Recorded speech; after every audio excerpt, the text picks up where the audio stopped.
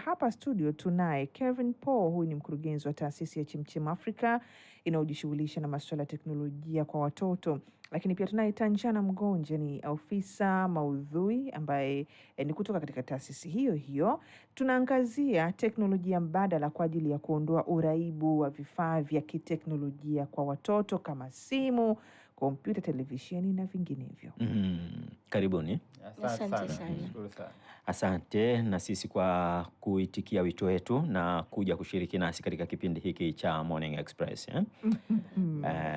Sasa ngoja kwanza. Kevin Paul, bila shaka wanaofuatilia YouTube wanasema jamani, mkurugenzi mbona, yani mkurugenzi na umri ni muonekano wake lakini na jambo la teknolojia mbadala kwa ajili ya kuondoa uraibu kwa watoto. Ukiwatazama ni vitu viwili tofauti. Kwamba na yeye unamweka kwa anayemwangalia anataka kumweka na yeye kwenye kundi hili la hao wenye huo uraibu. Sasa kwamba amejuaje kwamba hao watoto tunawezaje tukawafanya hivi tukaondoa kwenye uraibu? Tuanze na kwako Kevin kwanza. Hebu tupe uzoefu, nini kilitokea kwa namna una watoto? Ndio, na watoto wawili. Hongera. Na ilikuwaje ukaja na wazo la namna hii kabla tujaangazia hiyo teknolojia yenyewe? Sawa. So kwa mara ya kwanza nilipata changamoto mwenyewe nyumbani. Mtoto wangu wa kwanza, huo watu wananiita baba Maxwell. Kwa hiyo Maxwell mwenyewe alinipa shida kumuondoa kwenye simu, kwa sababu simu yangu ya mama yake, majirani, ndugu wakija lazima awe anang'ang'ania. Lakini pia mdogo sana akiwa ana feature remote na nini. Kwa hiyo unakuta mtu ambaye hawezi kutulia bila hivyo vitu viwili, na nikahisi hiyo inaweza kawa ni changamoto. Mimi kwa mara ya kwanza nikamtengenezea redio yake mwenyewe, ilikuwa mbaya tu, nikajaribisha kama ana uwezo wa kuacha zile simu. Kwa hiyo nilivyoona analilia ile redio, kwa sababu mwanzo nilikuwa ni mbaya sana kiasi kwamba ikilia kidogo tu mara imeharibika, lakini nikiwa nipo kazi naambiwa Maxi anataka redio, alafu redio haiwaki. Kuchaji lazima nichaji mwenyewe, kwa sababu ilikuwa sehemu ya kuchajia nimeweka sehemu ambako hawezi kuweka mtu mwingine. Kwa hiyo nikagundua kumbe inaweza ikamuondoa kule. Ilikuwa huwezi kumlisha bila kumwekea simu mbele. Na watoto wengi na wanataka mambo hayo. Hawezi kulala bila kumwekea simu mbele ili atulie. Kwa hiyo mwisho wa siku nikaona inawezekana kuna njia mbadala. Kwa hiyo ndio nilivyotengeneza hiyo redio baada ya mimi kuona kwamba yeye anaipenda na nini, nikawa naiboresha. Alafu baadaye nikawaonyesha wazazi wengine wakaipenda, wakanipa order kama 10 ambazo nikatengeneza redio hizo, na zenyewe hazikuwa nzuri sana. Nikawapa hao wazazi, walinunua, na shangaa kwa nini walinunua, kwa sababu sina wao wanataka kuwatoa watoto kwenye uraibu. Kwa hiyo mimi naamini ni ile kule kupenda kwa ile wazo ndio kulifanya sio ubora ile bidhaa. Niunga mkono. Tuambie kuhusiana na taasisi ya Chemchem. Chemchem sasa, baada ya kutengeneza redio, baadaye nikaona inawezekana kuwa hiyo ni fursa, na bahati nzuri cha kwanza kabisa niwashikisha walimu wa yule mtoto wa daycare. Wakasema ukitengeneza nyingine tuletee. Kwa hiyo ndo nikaona na wao watumie shule. Kwa nikaona okay, kwa hiyo inawezekana ikawa ni fursa. Ndo nikatafuta jina sasa la redio iitwaje, ndo nikaita Chemchemi, na kampuni nikaisajili kwa Chemchem. Sawa. Umesema kwamba mtoto wako alikuwa hawezi kula mpaka umwekee simu mbele. Hawezi kulala mpaka umwekee simu mbele. Unamwekea mbele ukiwa umewasha kitu gani anaangalia? YouTube. Kwenye YouTube kuna vitu vingi. Yaani kitu gani ulikuwa unamuonesha? Kwa kipindi hicho ilikuwa sana ni katuni za kizungu. Kwa maana ni katuni. Sawa. Wewe wakati unapata wazo hili la kumtengenezea mtoto redio, ulikuwa na ujuzi wa teknolojia ya kutengeneza vifaa hivi vya kielektroniki?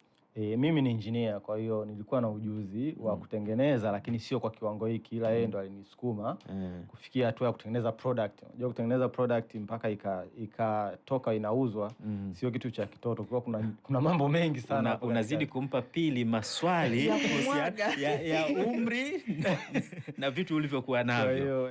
Kwa hiyo background yangu au kuwa engineer ilinisaidia mimi kuwa na confidence au kuwa na ujasiri wa kusema naweza nikafanya hiki kitu. Sawa. Tumgeukie Tanjana. Muda mrefu hujazungumza tangu umeingia hapa, zaidi ya kusema tu asante. Tanjana, wewe ndio ofisa wa maudhui, nini unachokiangalia? Okay, sawa. Mimi ninachokiangalia sana kwenye maudhui, kwanza ninatamani yawe ya Kiafrika ama ya Kitanzania, yanayoendana na maadili yetu, lakini pia yanayoendana na mtaala wa elimu ya Tanzania. Kwa hiyo kwenye hilo kuhakikisha naweza kufanya hivyo, mara ya kwanza maudhui yetu yalikuwa ya tunachukua yale ambayo unaweza yakatumika, yani yanakuwa they are free to be used tena mara ya pili. Yanakuwa yako yanaweza kutumika tena, sawa, bila kuwa na shida yoyote. Kwa hiyo baadaye wakati tunafanya hivyo, kila tukitafuta maudhui ya namna hiyo hayapo ambayo yanaendana na maadili yetu Kitanzania, lakini pia kuna ile tunavyoongea sisi, tunavyotamka maneno inakuwa ni tofauti kidogo na nje. Acha kwa mfano yani ile for apple. Kwa mtoto wa Kitanzania anayetoka labda Nyanchabakenye hajui apple. Kwa Nyanchabakenye ndo wapi tena? Nyanchabakenye huko Mara. Sio kwetu. Mimi ni mgonja. Mimi ni mgonja. Umechagua kijiji cha watu, usiochagua kijiji chenu. Sawa. Hawezi kujua for apple. Kwa tutamfundishaje ile aijue kwamba inafanana na Afrika. Yani anaweza kusema Afrika ama anaweza kusema kitu kingine. Kwa hiyo andazi analijua. Lakini je, kwenye hizo contents zingine ama maudhui ambayo anayapata huko yatamfundisha kile kitu? Kwa hiyo kitu ndo ninachokizingatia sana, na pia iendane na mtaala wa elimu ya Tanzania. Hii wanaofuatilia YouTube, redio yenyewe ni hii hapa. Mtaalamu wetu kule wa YouTube bila shaka atatuwekea vizuri kabisa. Lakini ukiacha hii redio kuna utu kadi utu ndo nini? Ndo tunaanza kurudi kule. Kuna hizi kadi hapa ambazo ndani ya kasha zitoe ndani ya kasha. Kama hii unaweza kaishika tu. Kuna shida. Iko hivi hizi kadi. Zingine ziko wanaotazama YouTube wanapata raha sana. Sasa umeionyesha hiyo redio. Hilo swali lako unaweza kulifumbata kidogo? Wacha nilifumbate. Nirudi kwanza hapo kwa mkurugenzi. Naam. Kwamba hii redio ulioitengeneza, yani ukiiwasha itasikika nini? Yani inasikika nini kwa mtoto kiasi ambacho anaweza akaachana na mambo ya simu na kompyuta na kila kitu akawa anafuatilia redio tu? Hii redio ukiiwasha itatoa mlio wa kuwakia, lakini ili usikilize kilichomo humo ndani lazima utumie hizi kadi. Sawa. Nini hizo kadi ndo zina vitu? Zina vitu, ndo zinafungua hivyo vitu vivyomo humo ndani. Kwa hiyo ni kama kipindi hicho kanda za tepu. Sasa hii ni janja, ndio maana hata watu hapo ilipo ina chaji ya kutosha. Inaweza ikawa. Hebu tuashie tuone mfano. Sasa naambiwa kule YouTube, mjini YouTube wataka waione, wacha tunyanyue. Na kadi ziko hivi. Kwa mfano ukiweka kadi ambayo imeandikwa My Songs, kwa maana ya nyimbo sasa zilizoko humu, ukikatumbukiza haka kadi humu ndo kinaimba nyimbo ama ni nini kinakuwa? Unaweka hapo juu tu. Kwa hiyo ukiwasha, ukigusisha hapo juu hiyo kadi, sehemu ya umeona hiyo alama ukigusisha tu hivi. Alama kenyeni hapa. Hapana. Kwa yule unayotufuatilia, wanaofuatilia YouTube leo wanaona raha. Kwa hiyo ukigusisha tu hapo, hii redio inaitambua hiyo kadi, inafungua hizo nyimbo. Sasa inabidi tuwashe. Kazi kwako, hebu tuashie mfano. Kwa hiyo kuna sehemu ya kuashia hapa. Ukiwasha itafungua ule mlio hivyo. Kwa hiyo hapo ndo mlio wa kuanzia kwamba redio imewaka. Baada ya hapo hii kadi ukiweka hapa juu itaanza kuimba hizo nyimbo sasa zilizomo huko ndani. Kwa hiyo mtoto ana nafasi ya isogeze kidogo, punguza kidogo sauti afu sogeza hapo kwenye mic yako. Kwa hiyo kama mtoto anataka kwenda nyimbo inayofuata anabonyeza hapa. Kama anataka kurudisha nyuma anabonyeza hapa mara 2. Kwa hiyo tusikilize kinachoimba kidogo. Sogeza kidogo kwenye mic.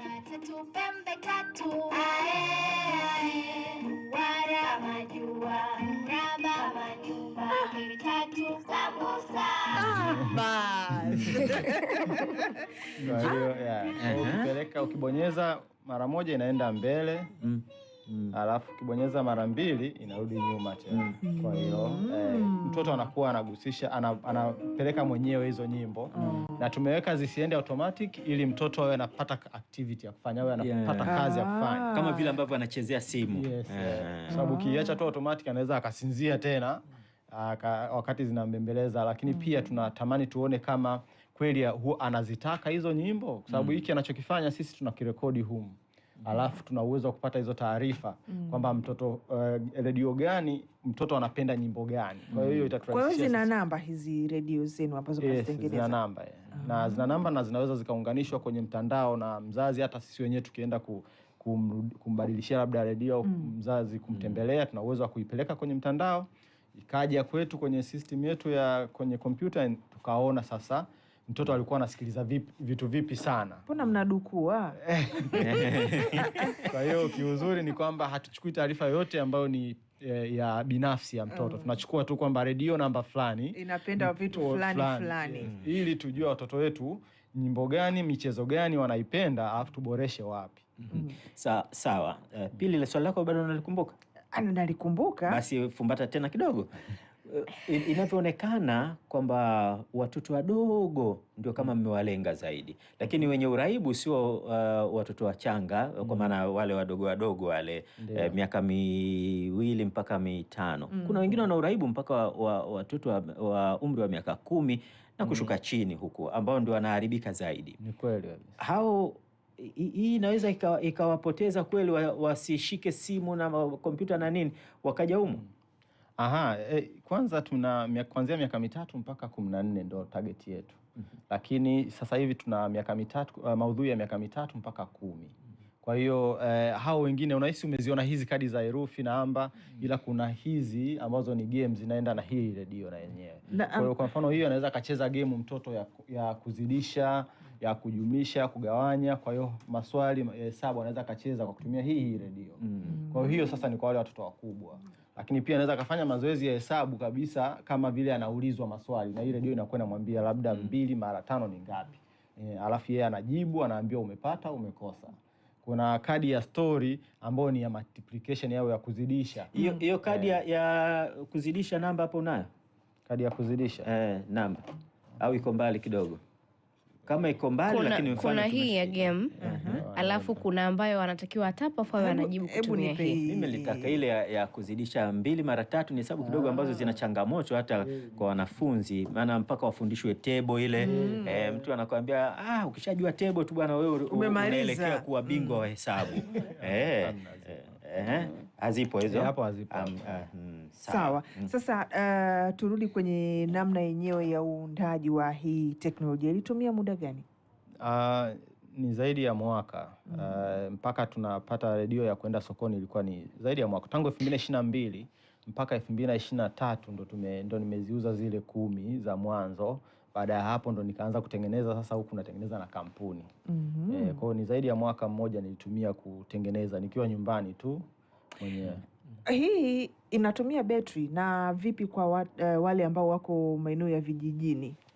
Na hiyo ndo uzuri wa redio yetu. Redio janja hii inatumia betri na inaweza ikachajiwa kwa kawaida kama unachaji simu. Kwa vijijini huwa wanachaji simu kwa sola, na hii unaweza ukaichaji kwa sola. Sawa. Hili ni tatizo kubwa la watoto kuwa na uraibu wa kupenda simu, wa kupenda nini, ingawa kwamba si vibaya mtoto kujua simu, na siku hizi wanajua simu, lakini ubaya ni kwamba anaenda kuangalia nini, yani hatuwasimamii. Mnaliona ni tatizo kubwa kwa kiasi gani hapa nchini kwa sasa, ambayo ni kama linauchukua ulimwengu wa watoto wetu? Tanjana.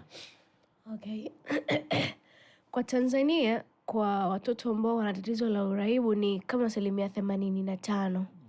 Kwa utafiti mliofanya? Yes, kwa utafiti ambao tumefanya 85%. Wazazi wengi wanahangaika kuwatoa watoto kwenye uraibu wa simu ama screen, tunaweza kusema moja kwa moja ile screen ndo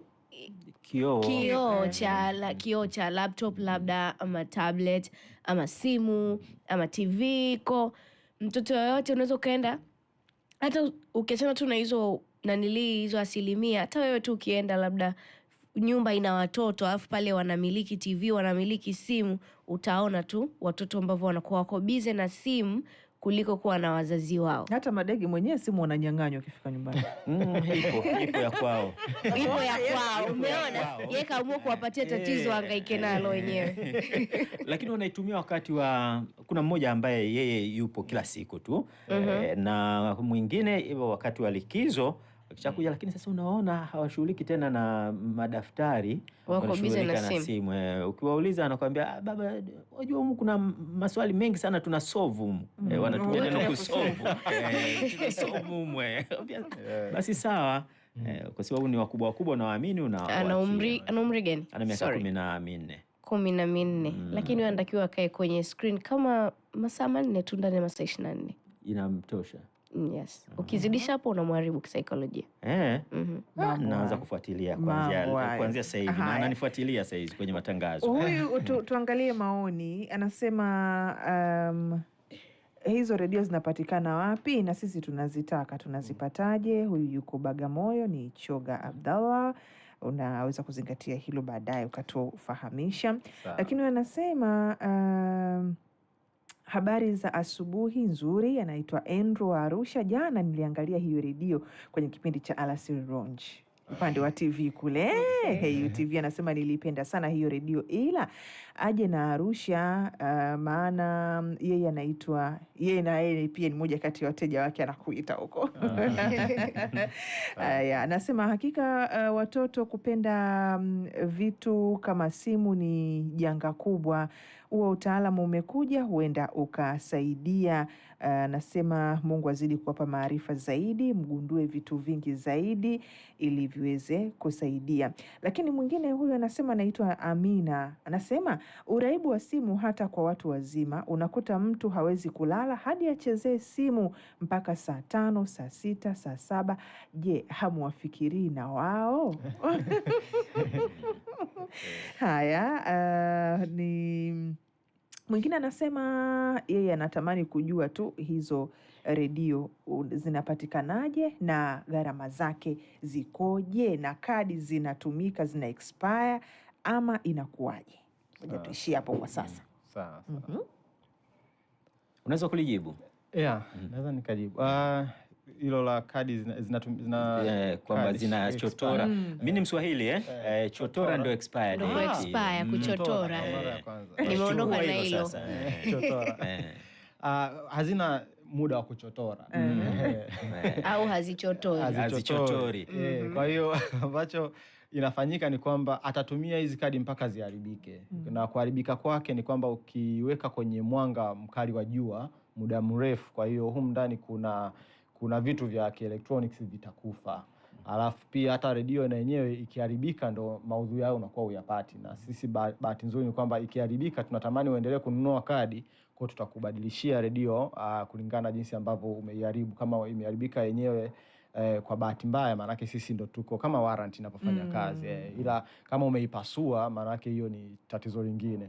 Ila redio kadi ni zile unaweza kutumia mpaka hata miaka 2 kama hazijali. Hilo swala unalozungumza hapo pia Suleimani Juma wa Sule Agent Vingunguti anasema hongera kwa huyo engineer ambaye ametengeneza hiyo redio. Swali langu, je, zina ubora kiasi gani? Kwa sababu watoto wetu ni watundu sana, na kama itaharibika spare zake zipo?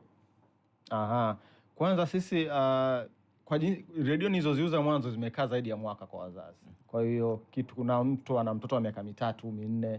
Kwa kuna watoto watundu kweli nimekutana nao. Mtoto ameiloweka hii kwenye maji. Mwingine ameiendesha kama gari. Lakini ananiletea inafanya kazi ila imeshaharibika sana. Kwa hiyo unambadilishia mzazi, unabadilisha ule utumbo uliopo ndani, unawekea sura nyingine, afu unampatia. Kwa hiyo hatushauri kupeleka kwa fundi. Anatakiwa atupe tu sisi wenyewe, kwa sababu mafundi wengi kitu kipya ni mpaka akitumie mara kwa mara ndo ajue kwamba kinafanyaje kazi. Kwa hiyo akitupatia sisi wenyewe haina shida, tunarekebisha. Huo utumbo unamaanisha nyaya au za mle ndani. kwa sababu nikaona neno tuna kipindi chetu kinaitwa Chapakazi. Tutaongea na Lucy, mtazungumza naye. Kuna maswali mengi ambayo yameulizwa hapa ambayo ukiwa kwenye hicho kipindi sasa unaweza kujiachia zaidi, anaweza kukupa utaratibu mzuri Lucy. Kuna watu waliouliza bei, kwa hiyo kwenye hicho kipindi utakuwa na fursa hiyo. Kuna watu wanaotaka namba, kwenye hicho kipindi utakuwa na hiyo fursa. Kwa hiyo utazungumza na Lucy, hatimaye watu wakusikia kwa urefu na kwa undani mawasiliano yako na kila kitu. Kipindi kinaitwa Chapakazi. Melan Njau, bila shaka majibu yako yatapatikana humo. Lakini anaitwa Nasoro Isa anasema hongereni sana UFM Radio kwa kumleta huyo jamaa hapo. Ameita jamaa na wako kama ni jamaa basi ni wawili. Anasema inatufunza kwa watoto wetu namna ambavyo wanaweza wakaondokana na huo uraibu wa kutumia simu na kompyuta. Unapewa hongera nyingi. Kuna ujumbe mwingi ambao watu wamekupongeza hapa. Hongera mwingi sana. Haya, wacha kuna ufafanuzi kidogo. Msikilizaji wetu ambaye anasema yeye hayuko YouTube, kwa hiyo kuna kitu anataka afafanuliwe. Anasema kwanza nimefurahi, UFM safi sana, nimeipenda sana hiyo radio. Anasema natamani kujua utaratibu wa namna unavyopatikana, lakini swali lake anasema ambao hatuko YouTube tumesikia zina kadi za kuchezesha games. Je, zina kioo kwa ajili ya kudisplay, yani kuonyesha hizo games zenyewe? Kagazo yuko Shinyanga. Hilo unaweza kumjibu kama inaonyesha ama namna gani? Sawa. Zenye hazina kioo. Kwa hiyo radio yetu sisi haina screen au haina kioo, ila vitu vya kuona naviona kwenye kadi hizo. Kwa hiyo kama ni game ya namba, hizo namba ataziona kwenye kadi. Kama hivi. Kwa hiyo ufikiri kuboresha na baadaye labda kuja kuiwekea hiyo screen. Sasa si ndio tunarudi kule kwenye kutazama na kuua macho na kila kitu. Moja ya lengo letu sisi ni kuondoa huo uraibu wa screen, kwa sababu kuna namna ambavyo magemu au maudhui yanayowekwa kwenye screen yanawekwa kwa watoto. Na hisi utakuwa umepitia Instagram au wapi huko, madaktari wengi wanalalamika kuhusu namna maudhui yale yanavyotengenezwa yanawaathiri watoto macho. Kwa hiyo kama tukirudi kule tukatengeneza na hii ikawa kama vile maana tumetengeneza simu nyingine tu, sema ina muundo mwingine. Lakini pia mtaweza mkao mmeokoa kwa mambo mengine, kwa sababu hizi simu zetu zina mambo mengi na wengine wazazi hawajui hata jinsi ya kuwazuia watoto wasiende huko. Heka kweli. Sawa jamani, sisi tunawashukuru sana. Muda wetu umekuwa mdogo, lakini mambo yamekuwa mengi mazuri. Ingawa hapa kuna kadi moja nilikuwa natamani sana kupata maelekezo. Ile kadi ya hiyo yenye hizo namba hizo. Hii ya numbers. Hiyo ni kadi au ni nini? Hii ni cha kuingizia majibu. Kwa hiyo kisogeze hapo juu kidogo kionekane. Kwa hiyo hii anatumia mtoto kuanzia darasa la pili la kwanza, anaweza kawa anaulizwa maswali ya kuzidisha, kujumlisha. Kwa hiyo tuna kadi zake 4 za matendo yote yale 4, kujumlisha mpaka kuzidisha. Na inampa majibu. Anaulizwa swali, akifanya anaingiza jibu kwa kutumia hiyo, alafu baadaye anaambiwa amepata au amekosa. Kwa hiyo anakuwa kama anabonyeza kwenye hizi namba. Hizo namba. Alafu na alama ya green hapo ya kijani kwa ajili ya kuingiza kwamba labda ni 5, anaweka 5 alafu anabonyeza. Hii inakubali, namwambia kama amepata au amekosa. Na Lucy ndio huyo, kama hamumjui, huyo ndio Lucy Lalika pembeni yenu hapo. Kwa mtazungumza naye pembeni yao, mtazungumza naye ili kuangalia namna ambavyo mnaweza sasa hapo kuja kuelezea hata kitu kimoja baada ya kingine, kwa sababu kuna saa nzima kwenye hicho kipindi. Ni kizuri. Unajiweka vizuri. Tunakushukuruni. Asante sana. Nashukuru sana. Ni Kevin Paul, lakini huyo ni mkurugenzi wa taasisi ya Chemchem Africa inayojishughulisha na masuala ya teknolojia kwa watoto. Lakini pia umemsikia Tanjana Mgonje, ni afisa maudhui pia kutoka katika taasisi hiyo. Tumeangazia hapa teknolojia mbadala kwa ajili ya kuondoa uraibu wa vifaa vya kiteknolojia kwa watoto kama simu, kompyuta, televisheni na vinginevyo. Bila shaka uliyefuatilia kuna jambo umejifunza zaidi, kwamba kuna namna maisha tu yanaweza yakaenda bila kuwa na hizo simu ambazo zinaharibu pia watoto katika macho, lakini pia hata namna ambavyo utulivu wao unapaswa kuwa.